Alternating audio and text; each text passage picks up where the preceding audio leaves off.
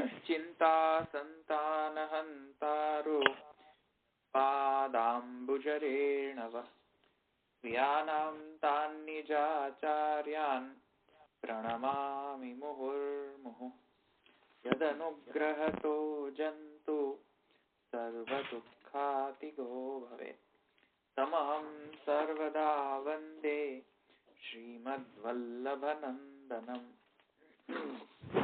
अज्ञानतिमिरान्धस्य ज्ञानाञ्जनशलाकया चक्षुरुन्मीलितं येन तस्मै श्रीगुरवे नमः नमामि हृदये शेषे लीलाक्षीराब्धिशायिनं लक्ष्मीसहस्रलीलाभिः सेव्यमानं कलानिधिं चतुर्भिश्च स्त्रिभिस्तथा षड्भिर्विराजते योऽसौ पंचधारदये मम. Right?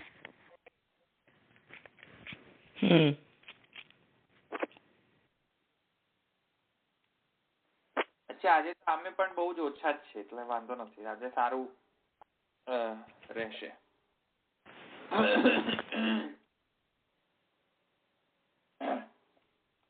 આપણે પદ્માબેન અને અંજનાબેન આવી ગયા છે? અંજનાબેન આવી ગયા. આવે ને? હા હા. ઓકે.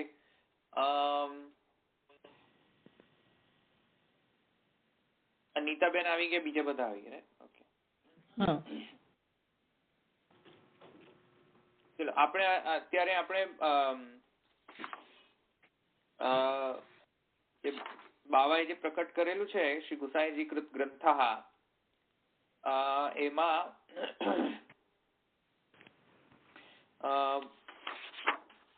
બાવાએ એક ટીકા પણ લખેલી છે એ મંગલા આરતી કાર્ય પર, અને એમાં એના અંતર્ગત આવતી જે ભગવત પ્રબોધન નું જે પદ્ય જે છે તેનું પણ બાવાએ તાત્પર્ય ટીકા કરેલી છે. તો ભગવત પ્રબોધન તાત્પર્ય મીમાંસા અને મંગલા આરતી કાર્ય ત્યાં પર બાવાએ ટીકા કરેલી છે. અને પછી એના પછી મંગલા આરતીકા જે આર્યા જે છે તેમાં પછી વિવિધ ટીકા આપણને મળે છે. એમાં વ્રજભાષામાં 2 ટીકા મળે છે આપણને, અને એક સંસ્કૃત ની અંદર એક ટીકા મળે છે.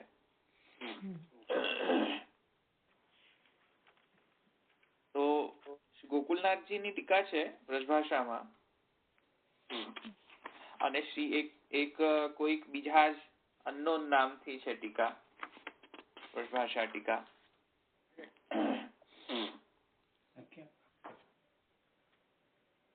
અને પછી એક સંસ્કૃત ની અંદર ટીકા છે, એ પણ અનનોન છે, વિવૃત્તિ. એ કોણે કરેલી છે ખ્યાલ નથી. એટલે આટલી 3 ટીકાઓ મળે છે. એમાં બાવાની પ્રથમ જે ટીકા છે એમાં થોડા આપણે પેલા આપણે ભગવત પ્રબોધ પદ્ય તાત્પર્ય મીમાંસા જે છે બાવાએ લખેલી છે તેને આપણે થોડું ગોથ્રુ કરી લઈએ, આપણે એને સમજીએ. એના પછી મંગલા આરતીકા આર્યામાં આપણે દરેક પદ્ય આપણે જોઈશું, એ દરેક પદ આપણે જોઈશું. પદ્યની અંદર 4 પદ છે મંગલા આરતીકા આર્યાની અંદર, તેથી એને ચતુષ્પદી પણ કહેવાય છે. પદ્યાત્મક ફોર્મમાં છે, ગદ્યાત્મક ફોર્મમાં નથી. તે બેઝિકલી પ્રબોધ ગ્રંથ જે છે એ ચંપુ શૈલીમાં લખેલો છે ગ્રંથ. ચંપુ શૈલીની વિશેષતા એ છે કે પદ્ય અને ગદ્ય જે છે એ બંને મિક્સ્ડ હોય છે, એટલે આપણને ચોખ્ખી ખબર ન પડે કે આ ગદ્યાત્મક ફોર્મ છે કે પદ્યાત્મક ફોર્મ છે. તો બંને મિક્સ્ડ ફોર્મમાં લખેલું હોય તેને ચંપુ શૈલી કહેવામાં આવતી હોય છે લિટરેચરમાં, સંસ્કૃત લિટરેચરમાં. એ તમને સમજમાં આવ્યું ને? એટલે એને ચંપુ શૈલી કહેવામાં આવે છે. તો ભગવત પ્રબોધન જે ગ્રંથ જે છે ચંપુ શૈલીમાં શ્રી ગુસાઈજીએ લખેલી છે, જે શૈલી જે છે તે. વેરેઝ જે ચતુષ્પદીઓ જે છે આ જે આર્તિકા આર્યાઓ જે છે એ બધી પદ્યાત્મક શૈલીમાં છે, ગદ્યાત્મક શૈલીમાં નથી. જો પ્રબોધ સ્તુતિ જોશો તો એમાં તમને એમ લાગશે કે બંને ગદ્ય અને પદ્ય મિક્સ થયા છે. એટલે તમને એવી રીતે જે પદ્યની શૈલીમાં જે પ્રકારથી પદ્ય લખવામાં આવતો હોય છે તે બધા જે સિદ્ધાંતો જે છે તે પ્રમાણે એવા સિદ્ધાંતો નહીં મળે તમને પ્રબોધ સ્તુતિ જોશો ગ્રંથ તો એમાં. કારણ કે એમાં પદ્ય શૈલીમાં લખવું હોય તો એની પદ્યાત્મક શૈલીની પણ નિયમો હોય છે, તેનાથી એને ઉલ્લંઘન કરીને પદ્ય લખાય નહીં. એવી રીતે ગદ્યની પણ એક શૈલી હોય છે. ગદ્ય લખો તો પદ્યાત્મક શૈલીમાં ન લખી શકાય. એટલે બેઝિકલી ઇંગ્લિશમાં પ્રોઝ એન્ડ પોએટ્રી એમ કહી રહ્યો છું. પદ્ય માને પોએટ્રિકલ સેન્સ, પોએટ્રિકલ સ્ટાઇલથી લખવામાં કોઈક વસ્તુ આવતી હોય તો એને પોએટ્રિકલ સેન્સથી એને પદ્યાત્મક શૈલી કહેવાય. અને એને પ્રોઝ કહેવાય. ગદ્યાત્મક એને આપણે ઇંગ્લિશમાં પ્રોઝ કહીશું, પોએટ્રી એન્ડ પ્રોઝ. તો પણ ચંપુ શૈલી શું છે કે બંને મિક્સ્ડ હોય છે, લખવામાં આવતી હોય છે ગદ્યાત્મક શૈલીમાં, પણ જયારે આખો ગ્રંથ જોઈએ તો એ ગદ્યાત્મક શૈલીમાં લાગશે આપણને. તો એવી રીતે ચંપુ શૈલી એવી હોય છે. તો સમજમાં આવ્યું ને? એટલે પ્રબોધ સ્તુતિ ગ્રંથ જે છે જે ભગવત જાગરણ, ભગવાનને જગાવવા માટે ગોસ્વામી બાલકો એને એ સ્તુતિ બોલતા હોય છે ભગવત પ્રબોધન માટે. તો એ જે છે એ ચંપુ શૈલીમાં લખેલું છે. અને એ હું જણાવીશ પછી. અને જે મંગલા આર્તિકા જે છે એ આર્તિકા જે છે તે પદ્યાત્મક શૈલીની અંદર છે, ગદ્યાત્મક શૈલીની અંદર નથી. તેથી એને કોઈક પ્રકારના છંદની અપેક્ષા રહેતી હોય છે, એને ઉચ્ચારણની શૈલીની અપેક્ષા રહેતી હોય છે કે એને કયા રીતે આપણે ઉચ્ચારણ કરીશું. ગદ્યાત્મકને કોઈ ઉચ્ચારણ કે છંદની જરૂર હોતી નથી. પણ આ જે ચંપુ શૈલી છે એ જરા અટપટો શૈલી છે લિટરેચરની. એ ઘણી બધી લિટરેચરની શૈલીઓમાંનો આ એક શૈલી છે, એક પ્રકારની લખવાની શૈલી છે લિટરેચરમાં, સંસ્કૃત લિટરેચરની. હવે એને કોણે શરૂઆત કરી એ બધી હિસ્ટોરિકલ આપણે એમાં જવાનું નથી, કોણે એને શરૂઆત કરી. પણ બેઝિકલી શ્રી ગુસાઈજીએ આ શૈલીમાં એને રચેલી છે પ્રબોધ ગ્રંથ. અને આર્તિકા જે છે એ પદ્યાત્મક શૈલીની અંદર છે. એટલું ધ્યાનમાં રાખો. એટલે તમે પછી એને ગાવા નહીં મંડી જતા પ્રબોધ સ્તુતિની અંદર. કોઈક હિસાબ લખવામાં જે આવેલા છે તો એ પદ્યની તો શૈલી છે, પણ જયારે બોલવામાં આવે ત્યારે એને ગદ્ય રીતે જ બોલવામાં આવતી હોય છે. જેવી રીતે આપણે નિવેદન મંત્ર બોલતા હોઈએ છે એવી રીતે ગદ્યાત્મક શૈલી સમજમાં આવ્યું? એમાં આપણે પછી બેસી જતા કે સહસ્ત્ર જાણે કે કોઈ ઉત્સવ થઈ રહ્યો હોય એવી રીતે. કોઈ સિરિયસ વાત છે તો સિરિયસ વાતને ગદ્ય શૈલીમાં એને રાખવામાં આવેલી છે. આપણે પછી ગાવા નથી બેસી જતા છંદની રીતે. તો એવી રીતે અહીંયા પણ એવી જ રીતે છે. એમને ગાઈ તો નહીં શકાય આને પ્રબોધ સ્તુતિને, પણ આર્તિકાને આપણે થોડુંક ગાઈ શકીએ છીએ. તો શૈલીમાં તો સમજમાં આવી ગઈ ને? શૈલીઓ બંને જુદી છે. તો એને ચંપુ શૈલી કહેવાય. ચંપુ શૈલી જેને ખ્યાલ ના હોય એનું ડેફિનેશન આ છે. ચંપુ શૈલી મતલબ કે ગદ્ય પદ્યાત્મક ફોર્મમાં હોય, બંને શૈલીઓ એપ્લાય કરેલી હોય. તો એને ચંપુ કહેવાય. ઓકે. અચ્છા, હવે કોઈ મને પૂછતું હતું પ્રબોધ એટલે શું? તો પ્રકૃષ્ટ બોધનમ ઇતિ પ્રબોધમ. એવી રીતે પણ આપણે એની વ્યુત્પત્તિ એને આપણે વિચારી શકીએ છીએ.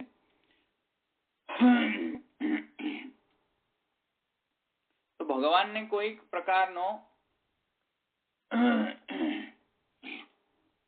વિજ્ઞપ્તિ કરવી. હવે વિજ્ઞપ્તિ જે છે તે જગાવાની હોય કે શયનની હોય, સમજમાં આવ્યું ને? તો એને આપણે પ્રબોધન જે છે એ ડિક્શનરી મિનિંગમાં તો જગાવાના સેન્સમાં જ વપરાતો હોય છે, અને પણ યોગિક અર્થમાં આપણે તેને જોઈશું અને ગ્રામેટિકલ સેન્સમાં જોઈશું તો એનો અર્થનો વિસ્તાર વધારે થઈ જતો હોય છે. પણ એનો જે ડિક્શનરી મિનિંગ જે છે એ જગાવાના અર્થમાં છે. તો અહીંયા આપણે એને જગાવાના અર્થમાં આપણે સીમિત અર્થ લઈશું. આપણે જાગરણ. હવે પ્રશ્ન થાય કે પછી સુતાલા કેવી રીતે હોય છે? તો ભગવત શયન જે છે, એક વખત પહેલા આપણે ક્લેરિફિકેશન આપણે એને સમજવું જોઈએ. ભગવત શયન અને ભગવત જાગરણ જે છે તે ભગવાનની ને લૌકિક સેન્સમાં જે આપણે જાગીએ છીએ નિદ્રામાંથી અને નિદ્રાધીન થઈએ છીએ, એ સેન્સમાં આ અર્થ લેવો ન જોઈએ. ભગવાનના પક્ષમાં જો વિચાર કરો તો, એટલે જયારે આપણે કહીશું કે ભગવદ શયન, તો પુરી શેતે ઇતિ પુરુષ, એ વ્યુત્પત્તિના અનુસાર એ વ્યુત્પત્તિમાં જે શેતે શબ્દ આવેલો છે, એ શેતે જે છે એ શયનના અર્થમાં એટલે કે નિદ્રાના અર્થમાં નથી, પણ સ્થિતિના અર્થમાં છે.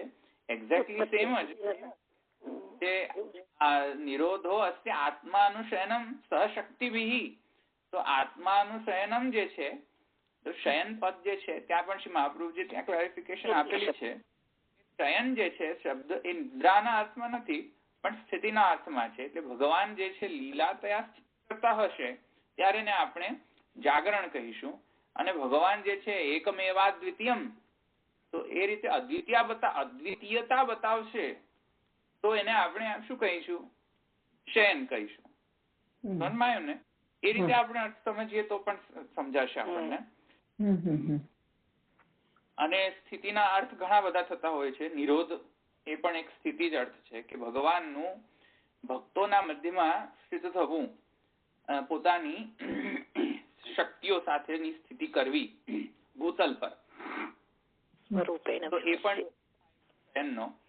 શયનના ઘણા બધા અર્થ થાય છે. શયન એટલે કઈ જસ્ટ ખાલી સ્થિતિ કે જસ્ટ ખાલી નિદ્રા એવો અર્થ લેવો ન જોઈએ. શયનના ઘણા બધા અર્થ. એવી રીતે જાગરણના પણ ઘણા બધા અર્થ છે. તો જાગરણ એટલે કે ભગવાન જે છે નિદ્રામાંથી જગે, એ અર્થ લૌકિક હશે.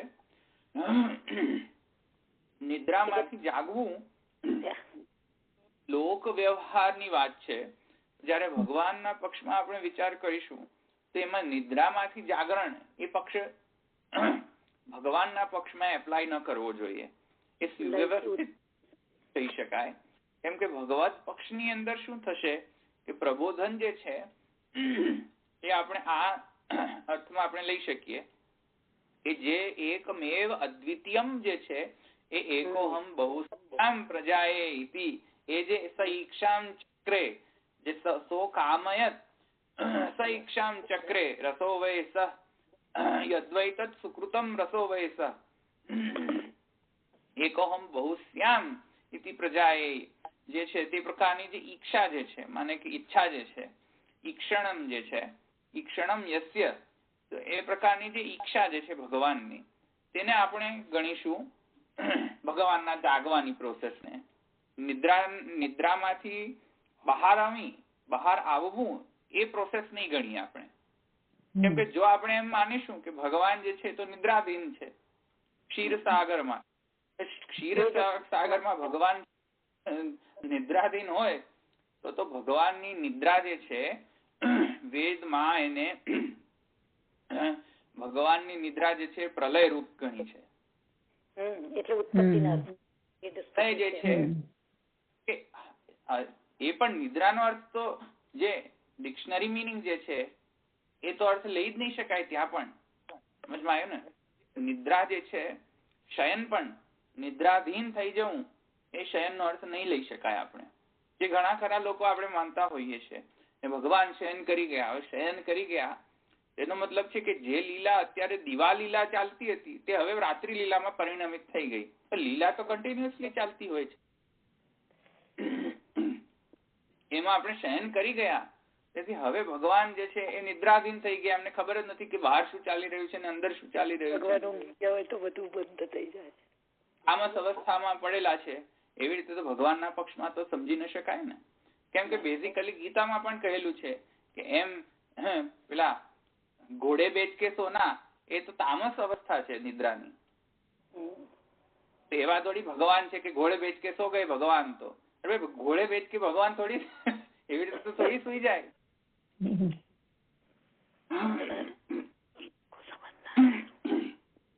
તો તામસ અવસ્થા જે છે એ તો ડેફિનેટલી ભગવાન માં હોઈ નહીં શકે, કેમ કે યસ્માત નિર્ગતા ગુણા ઇતિ નિર્ગુણા, જેમાંથી તામસ ગુણ ઉત્પન્ન થાય છે એવા ભગવાન હોય તો ભગવાન તામસના અધિકાર ક્ષેત્રમાં બંધાય કેવી રીતે? સમજમાં આવે? તેથી એ પક્ષ જે છે એ લૌકિક પક્ષ છે. ભગવત પક્ષમાં તો અલૌકિક પક્ષ જ આપણે સુવ્યવસ્થિત રાખવું જોઈએ, સમજવું જોઈએ, સમજવાના સેન્સમાં. તેથી કરીને ભગવત પ્રબોધન જે છે એ આપણે એ અર્થમાં તો લઈ જ નહીં શકીએ. અચ્છા હવે નિદ્રાધીન હતા તો હવે નિદ્રામાંથી બહાર આવ્યા, એ અર્થ આપણે નહીં લઈ શકીએ. તો મેં તમને જેમ કહ્યું એમ જે વેદનો સિદ્ધાંત જે છે પ્રક્રિયા અને સૃષ્ટિની પ્રલયની જે પ્રક્રિયા જે છે તેના સાથે આપણે એને પેરેલલિઝમ પેરાફ્રેઝિંગ આપણે કરવું જોઈએ. જયારે જાગરણ થશે ત્યારે સૃષ્ટિની ઉત્પત્તિની પ્રક્રિયા થશે, અને જયારે તેથી આવિર્ભૂત થશે, અને જયારે શયન થશે તો સૃષ્ટિની પ્રલય રૂપા પેરાફ્રેઝિંગ આપણે કરી શકીએ તો એનો તિરોભાવ થશે. તો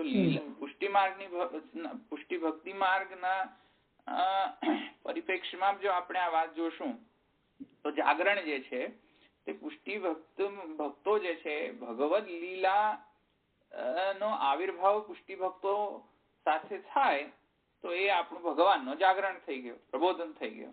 અને એ જ પુષ્ટિ ભક્તો સાથે ભગવાન જે છે એ વિપ્રયોગ આપે એ આપણા માટે શયન થઈ ગયું કે ચાલો ભગવાન શયન કરી રહ્યા છે, વિપ્રયોગ ચાલી રહ્યો છે.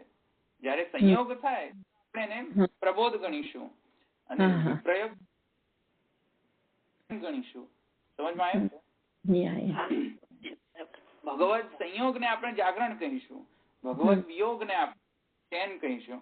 એ આપણા પરિપ્રેક્ષ્ય આને સુવ્યવસ્થિત રીતે આપણે સમજવું જોઈએ. આમાં કોઈ શંકાનો સ્થાન નથી, કેમ કે અહીંયા આપણે જોઈ શકીએ છીએ કે ભગવદ નિદ્રાધીન થવું, ભગવાનનું નિદ્રાધીન થવું એ તો તામસ અવસ્થા છે. ભગવાન પર તામસ હોવાનો દોષારોપણ આવશે. અહીં સુધી સિદ્ધાંત સ્પષ્ટ થયો તમને કે ભગવત પ્રબોધન અને ભગવત શયન.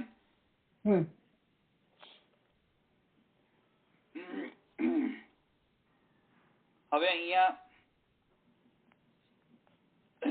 એક પૂર્વ પક્ષ આપણે હવે બીજો પૂર્વ પક્ષ નડતો હોય છે, અને એ પૂર્વ પક્ષ આપણને જે બાધા આપતો હોય છે ભગવત પ્રબોધનમાં તે આપણે હવે પૂર્વ પક્ષે જોઈએ. તો એ પૂર્વ પક્ષ એવી રીતે આપણે જોઈ શકીએ છીએ કે જે મેં તમને પુરુષોત્તમજી ના અવતાર વાદાવલી માંથી માનો જે એક વાદ જે છે મેં તમને ગઈ વખતે સમજાવ્યો હતો કે જે મૂર્તિ પૂજન વાદ જે છે તેમાં જે પૂર્વ પક્ષ હતો એવો જ એ જ પ્રકારનો પૂર્વ પક્ષ અહીંયા પણ આપણને બાધા કરતો હોઈ શકે છે. એ ભગવાનની જે સ્થિતિ જે છે એ તો સર્વવ્યાપીતા છે, ભગવાન સર્વવ્યાપી છે અને સર્વના નિયંતા છે. હવે જયારે ભગવાન સર્વવ્યાપી હોય અને સર્વના નિયંતા હોય તો પછી ભગવાનને નું તમે કોઈ એક સ્થાન વિશેષ કે સમય વિશેષ માં ભગવત પ્રબોધન તમે કેવી રીતે કરી શકો? કેમ કે ભગવાનની સ્થિતિ તો સર્વ જગ્યાએ છે. એ પૂર્વ પક્ષને એક તો એ પૂર્વ પક્ષ આપણને આવી શકે, અને બીજો પૂર્વ પક્ષ આવી શકે કે જે કાંઈ પણ આપણે જે નામ રૂપ અને કર્મ જે જોઈ રહ્યા છે સૃષ્ટિની અંદર એમાં સૃષ્ટા તો દેખાતો જ નથી.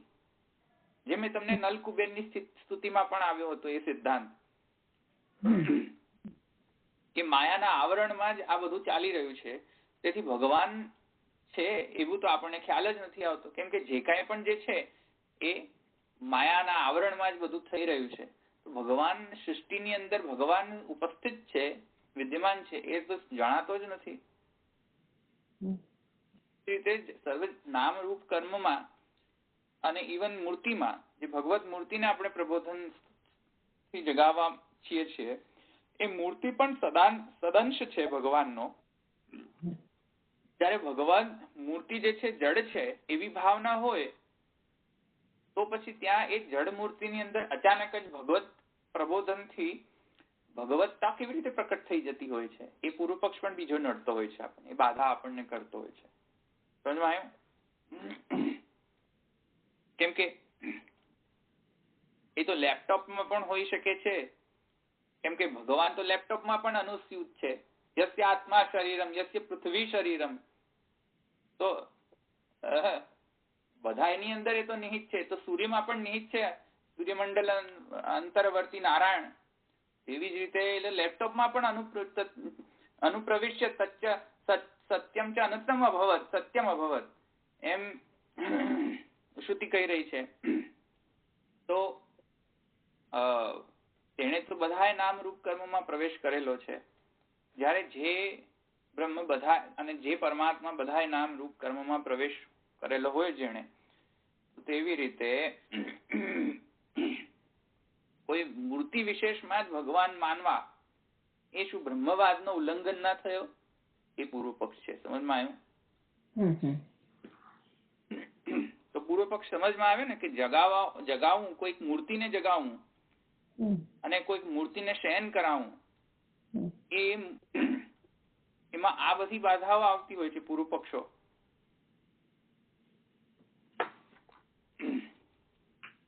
સમજમાં આવ્યું ને? આ પક્ષ એટલે આ બધા પક્ષો છે, ઉત્તર પક્ષ નથી. કેમ કે પુષ્ટિ ભક્તિ માર્ગ અને બ્રહ્મવાદના હિસાબથી તો એ મૂર્તિ જે છે એ મૂર્તિ જ્યાં સુધી જ મૂર્તિ રહે છે જ્યાં સુધી ભગવાનના ચતુર્વિધ જે પાસાઓ જે છે તેનું ભાવન આપણે એ મૂર્તિમાં નથી કરતા, ત્યાં સુધી એ મૂર્તિ જ રહે છે. તેમાં ભગવત કે પુરુષોત્તમતા નો આવિર્ભાવ થતો નથી. એ આપણે સ્પષ્ટ રીતે ઉત્તર પક્ષ સમજવો જોઈએ. તો પૂર્વ પક્ષમાં આ છે કે કોઈ મૂર્તિને તમે જગાવો ભગવાન તરીકે અને કોઈ મૂર્તિને તમે શયન કરાવો ભગવાન તરીકે, તો શું ભગવાન એનાથી સુવે છે અને તો શું એનાથી ભગવાન જાગે છે? એ પૂર્વ પક્ષ નડતો હોય છે આપણને. અને બ્રહ્મવાદમાં તો સર્વ જગ્યાએ બ્રહ્મ છે. તો તમે કોઈ સ્થાન અને સમય વિશેષમાં વસ્તુ વિશેષમાં ભગવત ભાવના કરો તો ભગવાન ના બ્રહ્મતાની અવહેલના ન થઈ કહેવાય. એ આપણે પૂર્વ પક્ષ આ બધા નડતા હોય છે આપણને. પૂર્વ પક્ષો બધા સમજમાં આવ્યા?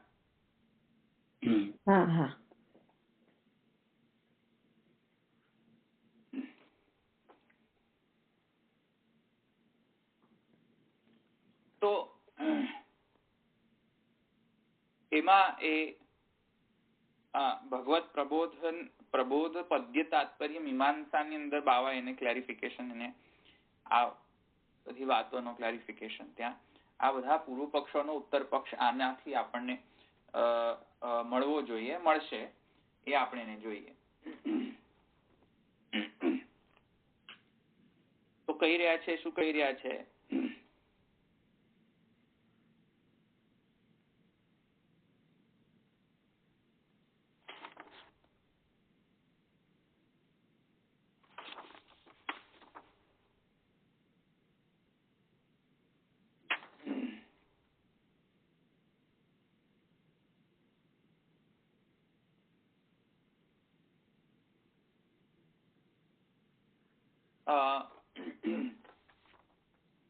तस्मात् पुरुषोत्तम प्रतिष्ठा विधिना यथा पाषाणादि मूर्तौ भगवत भावात्मकता आविर्भाव तथा मंगल आरती कार्या गानेन अंतर मनसी भावनेन वापि चिकीर्षिताया कर्मात्येप तस्य देवस्य सेवा इति वचनोक्तायां तिरोहितानंद जीवस्य कर्मरूपायाम अपि भगवद सेवायां सर्वानंदमयस्य भगवतो लीलात्व प्रतिष्ठापनार्थं प्रभुचरणाम अयम उपक्रमः પુષ્ટિભક્તૌ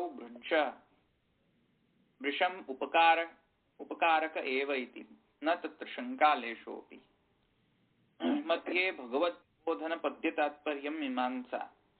તો એમાં નિષ્કર્ષ એવો નીકળ્યો કે આ તો એવા જ પૂર્વ પક્ષો છે કે જે પુરુષોત્તમ પ્રતિષ્ઠામાં પણ ઉત્પન્ન થઈ શકે છે, અને એ પૂર્વ પક્ષોનો સિદ્ધાંત જે જવાબ જે છે તે એ છે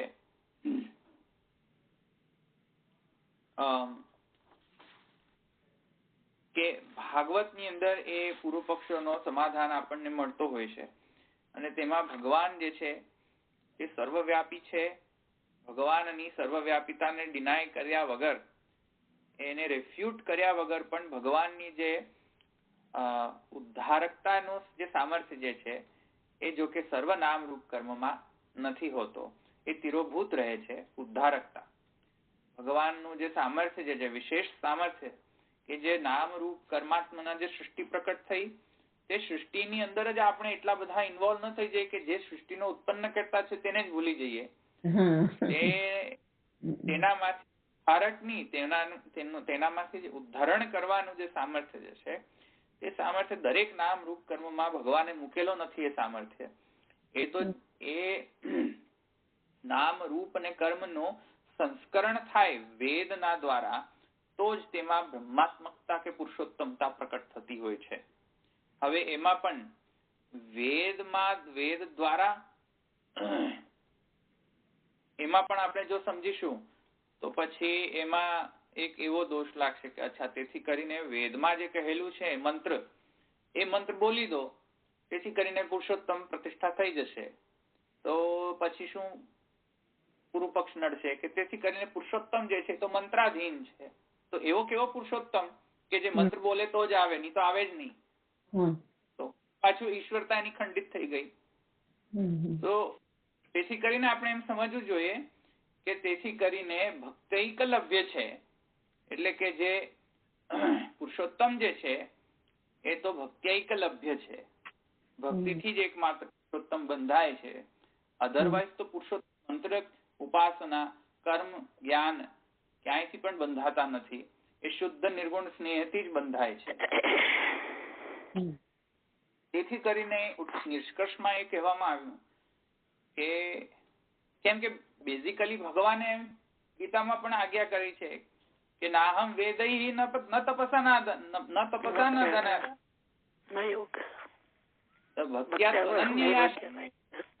ભક્ત્યા શક્ય. અને એક્ઝેક્ટલી નાહમ વેદૈ ન તપસા ન દાનેન. તો તેથી કરીને એ ન્યાયેન તો શું થશે કે તેથી કરીને વેદથી પણ એ લભ્ય નથી, અને તે તપ દાન વગેરેથી પણ લભ્ય તો છે જ નહીં. અને તેથી કરીને મંત્રાધીન તો કેવી રીતે હોય? તો તેથી કરીને અહીંયા સમજવું જોઈએ કે ભક્ત્યા શક્ય, ભક્તિથી જ આ શક્ય બન્યું છે. અનન્ય ભક્તિથી જ આ મારું દર્શન શક્ય બન્યું છે, જે વિશ્વરૂપ દર્શનમાં ભગવાને એવી આજ્ઞા કરેલી છે. તે જ અહીંયા આપણે સિદ્ધાંત નિષ્કર્ષ આપણે સમજવો જોઈએ કે જો પુરુષોત્તમ પ્રતિષ્ઠા જે છે એ કોઈ મંત્ર કે વેદથી પુરુષોત્તમનો પ્રાદુર્ભાવ થતો નથી. એ ભગવાનની જે ઉદ્ધારકતા જે છે એમાં ભક્તિ જ કામ કરતી હોય છે. તેથી કરીને કોઈ પણ સદંશાત્મતા જે છે જડ વસ્તુની, એ જડ વસ્તુમાં પુરુષોત્તમનો ભક્તિથી અનન્ય ભાવ કરવામાં આવતો હોય તો જ તેમાં પુરુષોત્તમત્વેના બધાય. અને પ્લસ એમાં શરત પણ એમાં મૂકવામાં આવી છે. બ્રહ્મસૂત્રકારમાં ગુણોપસંહરણ જે છે એ સાધન પ્રકરણમાં એનું આવશે, એનું ડિસ્ક્રિપ્શન. પણ ગુણોપસંહરણ થશે તો ત્યાં પુરુષોત્તમત્વ એનું ગણાશે, આવિર્ભૂત થશે. નહીં તો સદંશાત્મકા જે મૂર્તિ જે છે, જડ મૂર્તિ જે છે, એમાં તમે ગણતા રહો કે અહીંયા શ્રીનાથજી છે, પણ શ્રીનાથજી છે હોય જ નહીં. ગણતા રહો તમે કે મૂર્તિમાં શ્રીનાથજી છે, મૂર્તિ શ્રીનાથજી છે કે મૂર્તિમાં શ્રીનાથજી છે, એ વળી પાછી તમને પ્રોબ્લેમ થઈ જશે. એટલે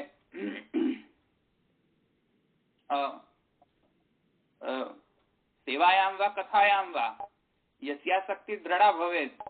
અને ઉપરથી શું છે કે તનુ વિત્તજામાં આટલા બધા પ્રોબ્લેમ થતા હોય છે કે તનુજા ને વિત્તજા એક ગણવી કે જુદી ગણવી. તો એ બધા એમાં શું છે કે પછી તમે જુદી ગણો તો પછી શ્રીનાથજીમાં ભગવાન છે કે શ્રીનાથજી ભગવાન છે ખબર જ ન પડે. તો આવ્યું ને સમજમાં? પછી મંદિરમાં તમે જાઓ ત્યાં મૂર્તિ છે કે શ્રીનાથજી છે એ જ ન ખબર પડે. નું કન્ફર્મેશન શું? આવ્યું ને સમજમાં? કન્ફર્મેશન શું કે આ મૂર્તિની અંદર ધોબી છુપેલો છે કે આ મૂર્તિની અંદર શ્રીનાથજીનો ધોબી છે કે નહીં, એ કન્ફર્મેશન કેવી રીતે ખબર પડે?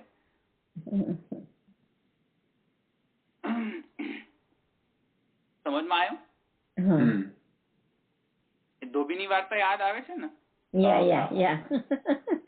એટલે વૈભવ જોઈને ગયા હતા ને ચાચા હરિવંશી એમને કહ્યું એટલે. હા, ચાચા હરિવંશજી જેવા હોય તો એમને ખબર પડે ને. આપણે ચાચા હરિવંશજી જેવા તો છે નહીં.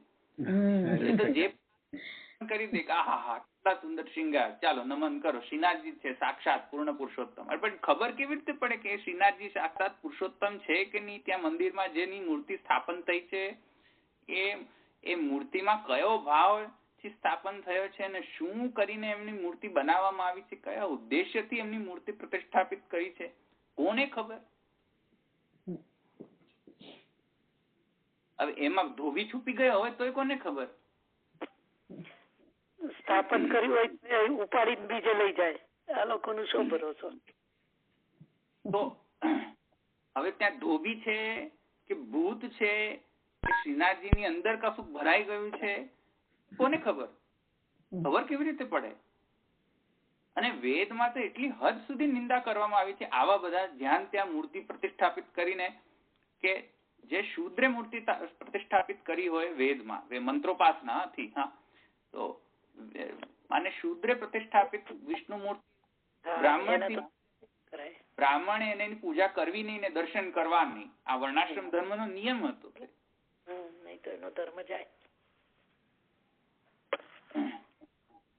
હવે એમાં તો શું છે કે હવે અત્યારે તો મર્યાદા માર્ગ તો આમે નથી રહ્યો, પુષ્ટિ માર્ગ તો છે જ નહીં, ફોરગેટ અબાઉટ ઇટ. મર્યાદા માર્ગ પણ નથી રહ્યો, એટલી પણ કોઈક વિવેક જાળવતા નથી. ત્યારે વર્ણાશ્રમ, વળી પાછું વર્ણાશ્રમ કહીએ અમેરિકામાં તો વળી પાછું ખોટું લાગી જાય, માઠું લાગી જાય ઘણા બધા.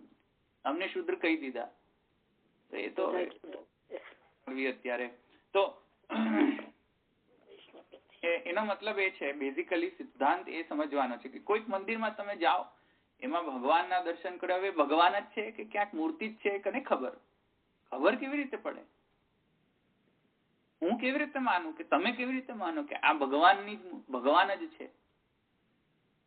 ખબર કેવી રીતે? કન્ફર્મેશન કેવી રીતે પડે? કોન્ટ્રાક્ટ તો થયો નથી ભગવાનને ને ટ્રસ્ટીઓને સાથેનો કે હું રહીશ આ મંદિરમાં. કોન્ટ્રાક્ટ છે, ભગવાનની સિગ્નેચર છે? એ તો છે જ નહીં. કયા સિદ્ધાંતથી તમે આ મૂર્તિ પ્રતિષ્ઠાપિત કરી?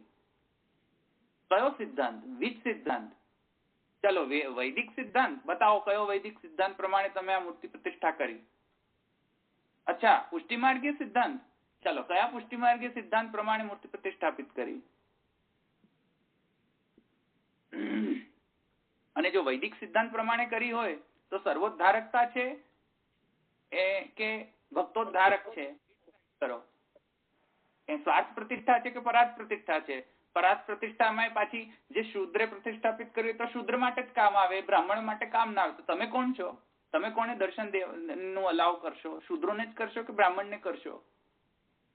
અને ઉપરથી અમેરિકામાં આવશે તો તમને ખબર નહીં પડે કયો વર્ણી છે, બધી વર્ણ સંકરો હશે, કરશો. અને પુષ્ટિમાર્ગીમાં જશો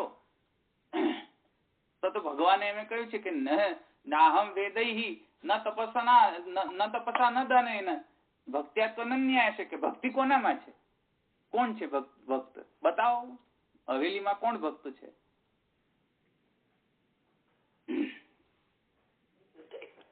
માર્ગીય સિદ્ધાંત પ્રમાણે જો પ્રૂવ કરશું તો કોના માટે ભગવાન છે? તો કહે છે કે ભાઈ ટ્રસ્ટી. ભાઈ ટ્રસ્ટ કોણ? એ તો ખબર નહીં. એ ટ્રસ્ટ કોણ? પણ કોઈ વ્યક્તિ વિશેષ જ હોવું જોઈએ ને. એ ખબર નહીં. એ તો ઘણા બધા છે. તો ઘણા બધાની માથે છે. અચ્છા, ઘણા બધાની માથે હોય તો તનુ ને વિત જુદું જ થઈ ગયું. તો પુષ્ટિ માર્ગીય ન રહ્યું. તો મૂર્તિ પ્રતિષ્ઠામાં ખબર જ નથી પડતી. સમજમાં આવ્યું ને?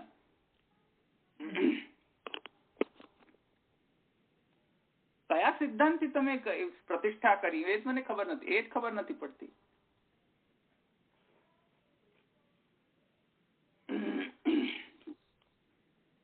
તો પછી જગાવવાનો તો પછી પ્રોબ્લેમ જ જતો રહ્યો ને. પહેલા તો કન્ફર્મેશન મળવું જોઈએ ને કે અહીંયા બ્રહ્મ છે કે નહીં. સમજમાં આવ્યો? પેલા ભગવાન છે કે નહીં એ તો કન્ફર્મેશન મળે. બ્રહ્મને તો કન્ફર્મેશન ની કોઈ જરૂર નથી, કારણ કે બ્રહ્મને કોઈ બાદ કરવાનું વાળું કોઈ છે જ નહીં. કારણ કે બ્રહ્મ જે છે તો સર્વવ્યાપી છે. તો ભગવાન છે કે નહીં એની કન્ફર્મેશન કોણ આપે તમને? કન્ફર્મેશન કોણ આપશે તમને કે ભગવાન આ લેપટોપમાં છે, કે તમારી જે સેવ્ય મૂર્તિ જે છે એ સેવ્ય મૂર્તિ ભગવદાત્મક છે? એનું કન્ફર્મેશન શું? શાસ્ત્ર અને ભક્તિ બે કન્ફર્મેશન આપી શકે. આમ સમજમાં? હવે એમાં શાસ્ત્રમાંથી કન્ફર્મેશન લો તો એ મર્યાદા માર્ગીય થઈ જશે, અને તમારા ભક્તિથી તમે ભગવત પ્રતિષ્ઠા કરી હોય તો એ તો પુષ્ટિ ભક્તિ થઈ ગઈ. સમજમાં આવ્યું? જ્યાં પુરુષોત્તમત્વનું જ કન્ફર્મેશન નથી ત્યાં પ્રબોધ અને શયનની તો વાત જ શું આવે? પછી કીર્તન કર્યા રહો તમે. એ ખબર નહીં કોના સન્મુખ જતું હશે ને જતું હશે કે નહીં ભગવાનમાં. તો કર્યા રહો, દર્શન પણ કરતા રહો તમે. એઝ ગુડ એઝ કે તમે કોઈ સ્ટેચ્યુ તમે તમારા શોરૂમમાં મૂકેલી હોય એ સ્ટેચ્યુના તમે દર્શન કરો. It is as good as that. એમાં કોઈ લાભ થવાનો નથી. ભસ્મન્યેવ જુહોતિ sir. Let me tell you. ભસ્મન્યેવ જુહોતિ સર. બીજું કાંઈ કરતા નથી. જે કાંઈ પણ કરી રહ્યા છે બધું ભસ્મીભૂત જ થઈ રહ્યું છે. કેમ કે ભસ્મમાં જ આહુતિ આપી રહ્યા છે. યજ્ઞમાં અગ્નિ તો પ્રકટ જ નથી. એ પુરુષોત્તમ જ અગ્નિ પ્રકટ નથી તો તમે આહુતિ આપ્યા કરો, કશું ફલ પ્રાપ્ત નહીં થાય. ભસ્મન્યેવ જુહોતિ સર. તો સમજમાં આવ્યું ને? આવે છે ભસ્મ.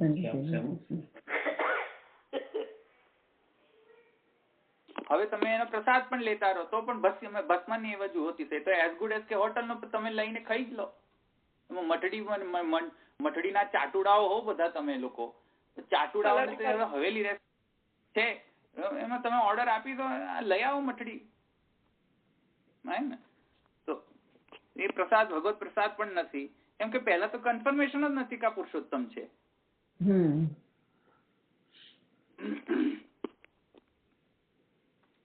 તો એટલે તેથી કરીને એ આપણે સમજવું જોઈએ કે ભગવાનની જે ભગવત્તા જે છે એ તો ત્યારે જ પ્રકટ થશે કે આઈધર બે કેસમાં ભગવાન જે છે તે તેમની વિભૂતિ દ્વારા પ્રકટ થશે. વિભૂતિ પ્રકટ થશે જો વૈદિકી તાંત્રિકી રીતે તમે એની પ્રતિષ્ઠા કરશો તો.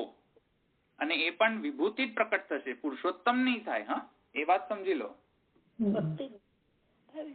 અને ભક્તિથી જ પુરુષોત્તમ પ્રકટ થશે. તો આ સિદ્ધાંત સમજમાં આવ્યો ને? વૈદિકી તાંત્રિકી દીક્ષા એનાથી પુરુષોત્તમ નું વિભૂતિ જ પ્રકટ થશે. પુરુષોત્તમ તો પ્રકટ નહીં થાય. અને ભક્તિથી એ પણ પાછી સોપાધિ ભક્તિ ને નિર્ગુણા ભક્તિથી જ પુરુષોત્તમ પ્રતિષ્ઠિત થશે. અને પુરુષોત્તમ નો જાગરણ પણ પછી પોસિબલ થશે ને પુરુષોત્તમ નો શયન પણ પોસિબલ થશે. પણ પુરુષોત્તમ પેલા હોવા તો જોઈએ ને, પ્રતિષ્ઠા તો થવી જોઈએ ને પેલા. તો ભક્તિથી આપણે એ નિષ્કર્ષ પર પહોંચ્યા કે ભક્તિથી જ પુરુષોત્તમત્વ પ્રકટ થઈ શકશે, અન્ય દ્વારા નહીં. એ તો નિષ્કર્ષ આપણે સમજી ગયા ને? નિર્ગુણ ભક્તિથી જ, સોપાધિક પણ નહીં, નિરુપાધિક નિર્ગુણા ભક્તિથી જ. હવે પ્રતિષ્ઠા થઈ ગઈ, તેથી શું થયું? તો એ કહી રહ્યા છે પ્રતિષ્ઠા જે છે એ જ પ્રબોધન છે, એ સમજાવી રહ્યા છે. જુઓ, ઇદમપી ઇહ વિશેષતો અનુસંધેયમ ભવતિ યથા હિ પુરુષોત્તમ પ્રતિષ્ઠા ગ્રંથે પાષાણાદિ મૂર્તૌ ભગવત પ્રતિષ્ઠાતઃ પૂર્વમ સકલ નામ રૂપ કર્માણામ બ્રહ્મ રૂપતા પ્રતિપત્યર્થમ પુરુષ સુક્તેન આધ્યાત્મિક શુદ્ધૌ સંપાદ્યેત એતે તદनु બ્રહ્મ સદંશાત્મિકાયામ ભગવન મૂર્તૌ સદંશ રૂપિણોઃ અંશાંશિનોઃ તાદાત્મ્યાનુરોધેન સચ્ચિદાનંદાત્મક ભગવત પ્રબોધનાર્થમ શ્રીમદ ભાગવતોક્ત વેદ સ્તુત્યાદિ પાઠ વિહિત यस्मात् तैतरीय श्रुतौ तत् सृष्ट्वा तदेव अनुप्राविशत् तद अनुप्रविश्य सच्च यच्च अभवत् निरुक्तञ्च अनिरुक्तञ्च निलयञ्च अनिलयञ्च विज्ञानञ्च अविज्ञानञ्च सत्यं च अनृतं च सत्यम् अभवत् ब्रह्मणि परमात्मत्व धर्म प्रादुर्भावः श्रावितः. ત્યાં સુધીનો માને અહીંયા સુધી આપણે એક સ્ટેટમેન્ટ પૂરો થયો. એ સ્ટેટમેન્ટ સમજીને પછી આપણે આગળનો સ્ટેટમેન્ટ જે છે એ તમે આપણે આગળ લઈ શકીએ. પહેલા એ કહી રહ્યા છે કે ઇદમપી ઇહ વિશેષસંધેયમ ભવતિ. પુરુષોત્તમ પ્રતિષ્ઠામાં તો આપણે સમજી ગયા. હવે હું એની મીમાંસા તો નહીં કરું, કેમ કે ભક્તિ હંસ અને ભક્તિ હેતુ નિર્ણયમાં મીમાંસા થઈ ચૂકી છે. એટલે હવે એની મીમાંસા અપેક્ષિત નથી આ સમયમાં. તમે બધા સારી રીતે જાણો છો, આપણે પહેલા લીધેલો છે ગ્રંથ ભક્તિહંસ ને ભક્તિ હેતુ. તો ગુસાઈજી ત્યાં પુરુષોત્તમજી તો ત્યાં એટલો બધો ક્લેરિફિકેશન આપેલો જ છે, એમાં વધારે કોઈ ક્લેરિફિકેશન આપવા કોઈ સમર્થ પણ નથી. યથા હિ પુરુષોત્તમ પ્રતિષ્ઠા ગ્રંથે પાષાણાદિ મૂર્તૌ ભગવત પ્રતિષ્ઠાતઃ પૂર્વમ સકલ નામ રૂપ કર્માણામ બ્રહ્મરૂપતા પ્રતિપત્તિ. પહેલા તો પહેલા જાણવું જોઈએ કે પુરુષોત્તમ પ્રતિષ્ઠા જે છે એમાં તમે જે મૂર્તિની અંદર ભાવના જે કરી જઈ રહ્યા છો, એ મૂર્તિ તમે એટલું તો એટલીસ્ટ તમે પહેલા તો એ તો માનો કે આ બ્રહ્મતા માને બ્રહ્મરૂપતા છે એની અંદર. કેમ કે બ્રહ્મ જે છે એ તો સર્વવ્યાપી છે, તો મૂર્તિમાં છોડીને સર્વવ્યાપી થશે કે? સર્વવ્યાપી મતલબ મૂર્તિમાં પણ હોવું જોઈએ ને, વ્યાપ્ત કરીને રહેવો. બરાબર. સકલ નામ રૂપ કર્માણામ બ્રહ્મરૂપતા પ્રતિપત્યર્થમ. તેથી કરીને આપણે અન્ડરસ્ટેન્ડિંગ કેળવો કે અચ્છા બ્રહ્મ જે છે સર્વરૂપ છે, તેથી કરીને આ મૂર્તિમાં પણ બ્રહ્મ વ્યાપ્ત કરીને રહેતો જ હશે. ખબર નથી હે, હજુ અનુભૂત તો નથી થઈ રહ્યું કાંઈ પણ પેલી જ્ઞાનથી તો આપણને જ્ઞાન તો થશે ને, એ રીઝનિંગ પડશે ને આપણને. અનુભૂત તો આપણને આમ પણ નથી થતો. આપણને અનુભૂતમાં તો સુવરમાં પણ ભગવાન અનુભૂત નથી થતા, અને ભગવાનના મૂર્તિમાં પણ ભગવાન અનુભૂત નથી. અનુભૂતિનો તો વાત નથી થઈ રહી. સમજમાં આવ્યું ને? કેમ કે અનુભૂત તો બહુ જ ડિફિકલ્ટ વાત છે. પણ જે વૈદિક સિદ્ધાંત જે છે એના હિસાબથી જ્ઞાનથી તો આપણે સમજી તો શકીએ છીએ ને, એ હું કહી રહ્યો છું. સકલ નામ રૂપ કર્માણામ બ્રહ્મરૂપતા પ્રતિપત્યર્થમ. તેથી કરીને પુરુષ સૂક્તિ શરૂ કરવામાં આવતું હોય છે. સમજમાં આવ્યું? તેથી પુરુષ સૂક્તથી બ્રહ્મરૂપતા તેની સમજવામાં આવતી હોય છે. એને સિદ્ધ નથી કરવામાં આવતી, સિદ્ધ જ છે. બ્રહ્મને સિદ્ધ કરવાની કોઈ આવશ્યકતા નથી. એ સિદ્ધ જ છે. એ જે સિદ્ધ છે તેને આપણે સમજી રહ્યા છે કે હા, તેથી કરીને જેવી રીતે બ્રહ્મ જે છે એ આ લેપટોપમાં પણ છે, એ વ્યાપ્ત થઈને રહ્યો છે, અને શાસ્ત્રમાં પણ વ્યાપ્ત થઈને રહ્યો છે, એવી રીતે આ મૂર્તિમાં પણ વ્યાપ્ત કરીને તો બ્રહ્મ રહેતો જ હશે ને, વ્યાપ્ત જ હશે ને. તેથી કરીને પુરુષ સૂક્તથી આની શરૂઆત કરવામાં આવતી હોય છે. આવી સમજમાં? તેથી કરીને ત્યારે જઈને એ જે જડ નામ રૂપ અને કર્મ જે છે, મૂર્તિ વિશેષ જે છે, એમાં જે આપણે ભગવદ નામ, ભગવદ રૂપ અને ભગવદ કર્મનો આપણે બ્રહ્મતાનું રીતે આપણે એને સમજવાનું શરૂ કરીએ છીએ ત્યારે એનામાં એક પ્રકારની શુદ્ધિ થઈ ગણાય. સમજમાં આવ્યું ને? તેથી કરીને શુદ્ધિ થઈ તેની. તેથી હવે તે ખાલી માત્ર મૂર્તિ નથી રહી ગઈ, ખાલી એ જડ પાષાણ મૂર્તિ નથી રહી ગઈ, પાષાણ નથી રહી ગઈ. હવે એની શુદ્ધિ થઈ છે આપણા ભાવાનુસાર, આપણા જ્ઞાનાનુસાર અને આપણા કર્માનુસાર. એ શુદ્ધિ થઈને હવે તે બ્રહ્માત્મક સ્ટેટમાં પહોંચી ગઈ છે. સમજમાં આવ્યું? આધ્યાત્મિક અને આદિદૈવિક શુદ્ધિ સંપાદ્યતે તદનુ બ્રહ્મ સદંશાત્મિકાયામ ભગવન મૂર્તૌ સદંશ રૂપિણો અંશાંશી ભાવો તાદાત્મ્ય. તાદાત્મ્યના કારણથી તો આપણે સમજી જ શકીએ છીએ કે તાદાત્મ્ય કે તદ આત્મનો ભાવ એથી તાદાત્મ્ય. તેથી કરીને ત્યાં પણ માને ભેદ સહિષ્ણુર ભેદ ઇતિ તાદાત્મ્યવાદ. તાદાત્મ્ય મૂલક છે અને અંશ વચ્ચેનો તાદાત્મ્ય છે. સમજમાં આવ્યું? તો અંશ અને અંશી વચ્ચે તાદાત્મ્ય હશે. તેથી કરીને શું આપણે સમજીશું છે તો પેલી જડ સદંશ જ છે ખાલી, એમાં ચિદ અને આનંદ અંશનો તો તિરોભાવ છે તો આ સ્ટેટ. સમજમાં આવ્યું ને? છે તો મૂર્તિ જડ સદંશ. કેમ કે તાદાત્મ્યના કારણે આપણે એને સમજી શકીએ ના હવે જડ નથી રહી, હવે તેમાં બ્રહ્માત્મકતા છે. અને બ્રહ્મ જે છે સત્યમ જ્ઞાનમાન અનંતમ બ્રહ્મ યો વેદ નિહિતમ ગુહાયામ પરમેવ્યમ સોષ્ણુતે સર્વાન કામાન સ બ્રહ્મણા વિપશ્ચિતા ઇતિ. તો તે રીતે આપણે એને આધ્યાત્મિક ને આદિદૈવિક શુદ્ધિ સંપાદન થાય છે સચ્ચિદાનંદાત્મક ભગવત પ્રબોધનાર્થમ.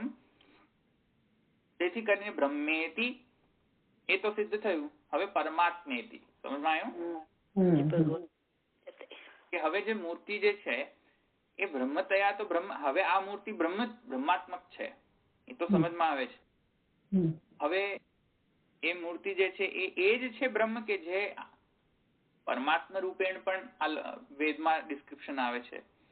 તેને પણ કહી રહ્યા છે કે ઇતિ બ્રહ્મણી પરમાત્મ ધર્મ પ્રાદુર્ભાવ શ્રાવિત. કયો શ્રાવિત? કઈ શ્રુતિમાં શ્રાવિત? તો કહે છે તત્ સૃષ્ટવા તદ એવ અનુપ્રાવિશત. ત્યાં પરમાત્મા બોધક છે. એને સૃષ્ટિ કરીને પછી તે જ સૃષ્ટિમાં તેણે પ્રવેશ કર્યો. બ્રહ્માજીની ચતુર્શ્લોકી નહીં, આ તૈત્તરીય ઉપનિષદ છે પણ યસ એની પેરેલલિઝમ બ્રહ્માજીની શ્લોકી સાથે થાય છે. તદ અનુપ્રવિશ્ય. કરોળિયાનો દાખલો આવે ધવલભાઈ? હા, કરોળિયાનો દાખલો આવે ને? કરોળિયો એના ઝાડમાં રચે અને પછી સ્થિતિમાં આવે. અત્યારે ક્યાં ઉત્પત્તિ ને લયની સ્થિતિમાં એનો દાખલો વધારે સુસંગત થશે. અહીંયા પરમાત્મા દાખલો છે તો તદ અનુપ્રવિશ્ય સત્ય ભવત નિરુક્તમ ચ અનુયુક્તમ ચ. એ શ્રુતિ છે ને. બ્રહ્મણી પરમાત્મત્વ ધર્મ પ્રાદુર્ભાવ શ્રાવિત. તેથી કરીને એને બધાય જડ ચિદ આનંદાત્મક જે કંઈ પણ નામ રૂપ કર્મો જે છે તેમાં એને વળી પાછો એને અંદર તેને પ્રવેશ કર્યો. તેથી કરીને ડેફિનેટલી જો એને બધાય નામ રૂપમાં પ્રવેશ કર્યો હશે તો ડેફિનેટલી આ મૂર્તિમાં પણ તે હશે જ છુપાઈને બેઠો હશે પરમાત્મેને. યસ્ય આત્મા શરીરમ, પોતાનું શરીર બનાવીને. સમજમાં આવ્યું ને? તેથી કરીને પરમાત્મા, ચલો એ પણ સમજાય છે કે હા આ પરમાત્મા એ પણ છે. સમજમાં આવ્યું? એતદ જગત ભગવદ રૂપમ ઇતિ ઉક્તમ શ્રુતૌ હિ પ્રકારદ્વયેન નિરૂપણમ આત્મત્વેન બ્રહ્મત્વેન ચ. શ્રુતિ જે છે એ બે પ્રકારથી બ્રહ્મનું વર્ણન કરે છે, એક બ્રહ્મરૂપથી અને પરમાત્મા રૂપથી. આત્મૈવ ઇદમ સર્વમ, બ્રહ્મૈવ ઇદમ સર્વમ, એવી બધી ઘણી બધી પ્રકારની એવી શ્રુતિ આવે છે. એમાં બૃહણત્વમ વ્યાપ્તિમ ચ અપેક્ષ પદ્ધદ્વયમ પ્રવૃત્તમ. તેથી કરીને બૃહણત્વમ એટલે કે અંદરથી નિયમન કરવું એ પ્રકારનો ધર્મ આત્મા દ્વારા શબ્દથી બોધન થાય છે. અને વ્યાપ્તિમ એટલે સર્વવ્યાપિતા જે છે એ ધર્મ બ્રહ્મ શબ્દથી બોધન થાય છે. તેથી કરીને બે શબ્દો યુઝ કરવામાં આવતા હોય છે. આત્મા એટલે પરમાત્મા, આત્મા એટલે આપણી આત્મા નહીં. પાછી વેદ તરીકે કોને કહ્યો છે? પરમાત્માને કહ્યો છે. સમજમાં આવ્યું ને? આત્માને પાછી પેલી ભૂતાત્મા નહીં ગણી લેતા, આપણી આત્મા નહીં ગણી લેતા. વેદમાં આત્મા મતલબ પરમાત્મા. બ્રહ્મેતિ પરમાત્મેતિ ભગવાન ઇતિ શબ્દતે. ભાગવતની અંદર જ્યાં જ્યાં ભગવાન આવશે ત્યાં ભગવાન શું ગણવું? ભગવાન કૃષ્ણ પડશે. સમજમાં આવ્યું ને? કેમ કે કૃષ્ણ તું ભગવાન જ સ્વયં. તેથી કરીને પછી ત્યાં પછી આત્માનો બીજો અર્થ નહીં કરી દેવાનો. વેદમાં ચાલતો હોય આત્મા તો હા, બીજા શાસ્ત્રમાં આત્મા શબ્દ આવે તો કદાચ આપણે એને બીજી રીતે સમજી શકીએ, પણ વેદમાં શ્રુતિ ઉપનિષદમાં આત્મા શબ્દ પરમાત્મા બોધક છે. સમજમાં આવ્યું?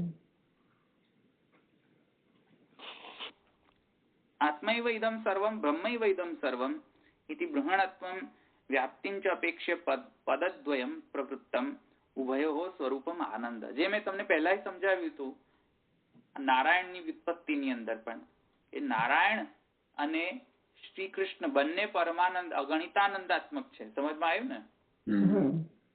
જે મેં તમને પહેલા સમજાવ્યું હતું કે નારાયણ જે છે એ પરમાત્મા મૂર્તિ છે અને શ્રી કૃષ્ણ જે છે આદિ મૂર્તિ છે. તો બંનેમાં ડિફરન્સ માં એટલો જ ડિફરન્સ છે કે જે શ્રી કૃષ્ણ જે છે માને જે બ્રહ્મૈવ ને આત્મત્વેન બ્રહ્મત્વેન એટલો જ ડિફરન્સ છે. એનાથી વધારે ડિફરન્સ નથી. બંને અગણિતાનંદ છે, બંને પાસાઓ. તો ક્યાં ગયું?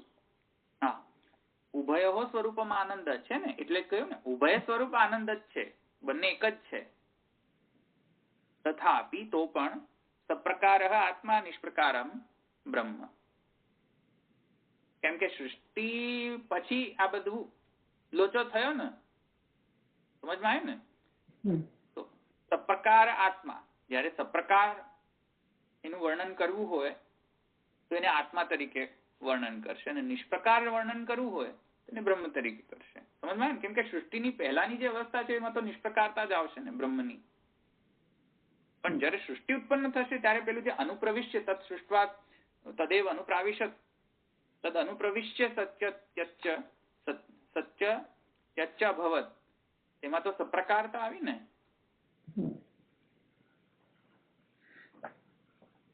ઐશ્વર્ય આદિ ધર્માન પુરસ્કૃત્ય ભગવત. હવે ભગવાન એટલે શું? તો મહાપ્રભુજી કહે છે કે અચ્છા હવે હું સમજાવું ભગવાન એટલે શું. સપ્રકાર આત્મા, તેથી પરમાત્માનો સમજાવ્યું. બ્રહ્મનો મતલબ નિષ્પ્રકાર સમજાવ્યો. અને હવે ભગવાન બ્રહ્મેતિ પરમાત્મેતિ ભગવાન ઇતિ શબ્દતે, એમાં ભગવાન એટલે શું તો કહી રહ્યા છે ઐશ્વર્ય આદિ ધર્માન પુરસ્કૃત્ય. એ જ સેમ જે આત્મા બન્યો હતો, જે બ્રહ્મ છે, જે આત્મા છે, એ જ સેમ જયારે ભગવાન ક્યારે કહેવાશે કે જયારે ઐશ્વર્ય આદિ ધર્મ પ્રકટ કરશે. સમજમાં આવ્યું? કેમ કે પરમાત્માની અંદર ઐશ્વર્ય આદિ ધર્મ પ્રકટ ન હોય ને. પરમાત્માની અંદર ઐશ્વર્ય આદિ ધર્મ પ્રકટ હોય કરે તો બધા જ નામરૂપ કર્મ ઐશ્વર્યવાન થઈ જાય. સમજાય ને? અને સર્વમ સમમ બ્રહ્મ, બધાને સમતા રાખે એ જ બ્રહ્મ. બધે સરખું જ હોય, બધાની સાથે સેમ જ વૈષમ્ય ન રાખતો હોય એ બ્રહ્મ. ત્યાં પણ ઐશ્વર્યાદિ તો નહીં જ આવે ને. ઐશ્વર્યાદિ ક્યાં આવશે? ભગવત જયારે ભગવાન રૂપ ધારણ કરે એ જ સેમ પરમાત્મા ને બ્રહ્મ જયારે ભગવાન રૂપ ધારણ કરે ત્યારે ઐશ્વર્યાદિ ધર્માન પુરસ્કૃત્ય થશે. સમજમાં આટલું? તદિદમ તત્ર ભગવનંતુ ભાગવતે ત્વમ ભાવયોગ પરિભાવિત હૃત સરોજાસે શ્રુતે ક્ષિતપથો નનુ નાથ પુંસામ યદ્યદ્ધિયાત ઉરુગાય વિભાવયંતી તત્તદ વપુઃ પ્રણયસે સદનુગ્રહાય ઇતિ વચનોક્તમ સ્વભક્તેષુ વિશેષ અનુગ્રહ રૂપમ ભગવત સામર્થ્ય પ્રયુક્તમ ભાવયોગ અવાંતર વ્યાપાર હેતુકમ. જેથી કરીને ભગવાન જે છે એનું પ્રાકટ્ય કેવી રીતે થશે તો કહી રહ્યા છે ત્વમ ભાવયોગ પરિભાવિત હૃત સરોજ યદ્યધ્યાત ઉરુગાય વિભાવયંત. ત્યાં ભાવ યોગ જોઈશે, તમારા ભાવાનુસાર ભગવાન પ્રકટ થશે. એ મેં ઓલરેડી ચર્ચા કરી ચુક્યો છું. ભક્તિ ઇન શોર્ટ, ભક્તિથી ભગવાન પ્રકટ થશે ઇન શોર્ટ. તેથી સ્વભક્તેષુ પોતાના ભક્તો માટે વિશેષ અનુગ્રહ કરવા માટે એ તત્ત મૂર્તિ ભગવદ રૂપતા સંપાદન કરીને તત્ત એ મૂર્તિ રૂપ ભગવાન થઈ જતા હોય છે. હવે મૂર્તિની અંદર ભગવાન નથી રહેતા, એ સ્વયં મૂર્તિ ભગવાન જ થઈ ગયા. આય સમજમાં? પછી પેલી ડબ્બીની માફક અંદર ડબ્બી ખોલો ને ભગવાન નીકળે એવું નથી. આ તો સાક્ષાત છે. હા, તેથી કહી રહ્યા છે. એટલે પેલી ડબ્બી નથી કે આગળ બધું જડ દેખાય છે, અંદર કદાચ પેલા ધોબીની જેમ ઘૂસ્યો હશે. એ ડબ્બીની જેમ નહીં. હવે સમજમાં આવ્યું? વિશેષ અનુગ્રહ રૂપમ ભગવત સામર્થ્ય પ્રયુક્તમ ભાવયોગ અવાંતર વ્યાપાર હેતુકમ. એ તમે સમજાય. તતશ્ચ મૂર્તૌ, તેથી કરીને હવે મૂર્તિની અંદર કેટલા બધા સંસ્કાર થયા. બ્રહ્મતા સંપાદન તો ઓલરેડી સમજમાં આવે છે, પરમાત્મા ઓલરેડી સમજમાં આવે છે. ભગવત્તા કેવી રીતે સંપાદન થઈ? ભાવયોગથી, ભક્તિથી. હવે કૃષ્ણતા કેવી રીતે સંપાદન થશે? તો કહી રહ્યા છે તતશ્ચ મૂર્તૌ બ્રહ્મ પરમાત્મા ભગવદ રૂપતા સંપત્તૌ. હવે મૂર્તિની અંદર ભગવત્તા થઈ ગઈ, મૂર્તિ ભગવાન થઈ ગઈ. હવે સ્વગેહ આરાધ્ય, આપણા આરાધ્ય જે છે એ શ્રી કૃષ્ણ. એ શ્રી કૃષ્ણ સ્પેસિફિક, જે શ્રી કૃષ્ણનું નામ રૂપ અને કર્મ જે છે એનું કેવી રીતે સ્થાપન કરવું? તો કહી રહ્યા છે સ્વગેહ આરાધ્ય શ્રી કૃષ્ણ સ્વરૂપતા સંપત્તિ અર્થમ સ્વગેહે ભગવદ સેવા કર્મણી ભગવદ લીલા પ્રતિષ્ઠાપનાત પ્રાક ભગવત પ્રબોધનમપી બ્રહ્મચમ વ્રજ લીલા ભાવ પોષણાય ભવતી. તેથી કરીને શ્રી કૃષ્ણની પણ ભાવના સિદ્ધ થાય. અને આ મૂર્તિ હવે ખાલી ભગવાન નથી, પણ હવે સાક્ષાત સ્વયં શ્રી કૃષ્ણ છે એવી ભાવના દ્રઢ થાય. તેથી કરીને ભગવાન જે છે શ્રી કૃષ્ણની જે વ્રજલીલા જે છે તેનું અનુસંધાન કરીને ભગવત પ્રબોધન ગ્રંથ લખવામાં આવ્યો છે. સમજમાં આવ્યું? તેથી ભગવત પ્રબોધન સ્તુતિ જે છે એમાં વ્રજલીલા સંબંધી સ્તુતિ છે. એમાં તમને એ બધી નહીં મળે કે પરમાત્મા કેવી રીતે છે, બ્રહ્મ કેવી રીતે છે, ભગવાન કેવી રીતે છે. એ બધી વાત ચર્ચા નહીં મળે તમને ત્યાં. આ ચર્ચા કેવી છે? વ્રજલીલા ને, એટલે આ જે મૂર્તિ જે છે સાક્ષાત શ્રી કૃષ્ણ વ્રજાધીપ શ્રી કૃષ્ણ છે એ તમને સમજાય. તમે શ્રી કૃષ્ણને, શ્રી કૃષ્ણ જ છે એ તમને સમજાય. કેમ કે શ્રી કૃષ્ણ તો છે જ ડેફિનેટલી. કેમ કે શ્રી કૃષ્ણ સ્વયં ડિક્લેર કરી ચુક્યા છે કે ભક્ત્યાત અનન્યયા શક્ય. તો જ્યાં જ્યાં ભક્તિ છે ત્યાં હું તો હાજર જ રહીશ ને. હવે એ તમારી સમજ ઉપર આધાર છે. તેથી એ સમજને ડેવલપ કરવા માટે એ કહી રહ્યા છે કે આ ભગવત પ્રબોધન સ્તુતિ જે છે એનાથી ભગવાનને જગાવવામાં આવતા હોય છે. તો જાગરણ જે છે તે.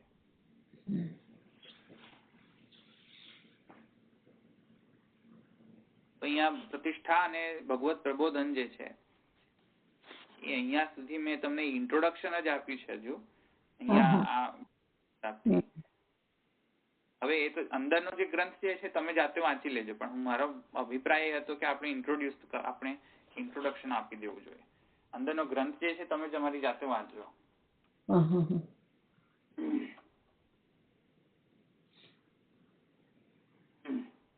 અહીંયા કોઈને પ્રશ્ન છે? હવે અહીંયા થોડોક વિરામ લઉં, અલ્પ વિરામ લઉં.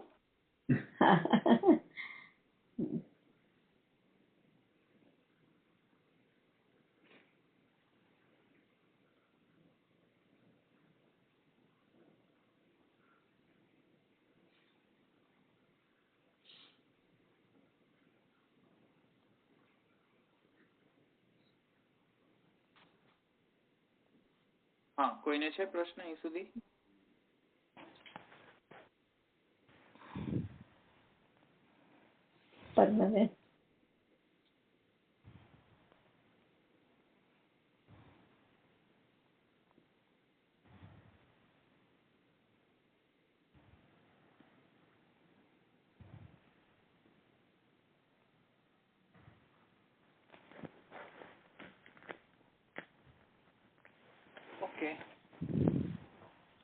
બધા સુઈ ગયા હશે તો આઈધર તમે બધા સુઈ ગયા હશો ક્યાં તો બધાને બધું આમ બહુ સુંદર સમજાયું.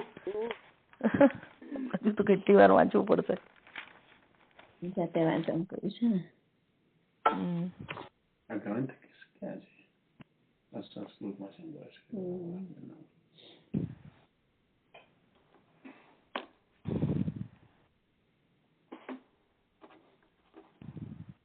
હવે પહેલા જ્યારે પણ કોઈ જતા હશો, કોઈ પણ લોકો હજુ પણ પાછા હવેલીના પ્રેમી હોય અને તમે જાઓ તો હવે જરા થોડીક આ તો પ્રશ્ન તમારા મનમાં આવશે કે હવે આ કદાચ ભાઈ સાહેબ કોઈ ધોબી તો નહીં હોય ને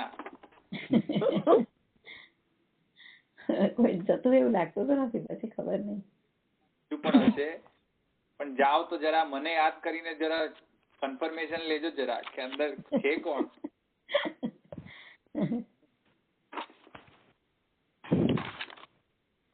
15 વર્ષમાં વ્રજવા બી નથી ગઈ હજુ. ઓકે.